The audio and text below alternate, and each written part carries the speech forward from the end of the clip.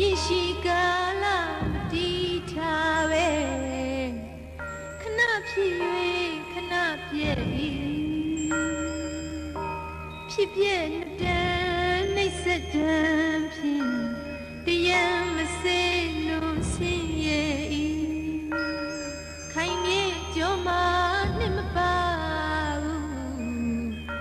ပညာစကုညောထောက်ရှုကသူတဘာဝအနိစ္စနှင့်ဒုက္ခအနတ္တမှန်လာစွာ၏ငါသူတဘာ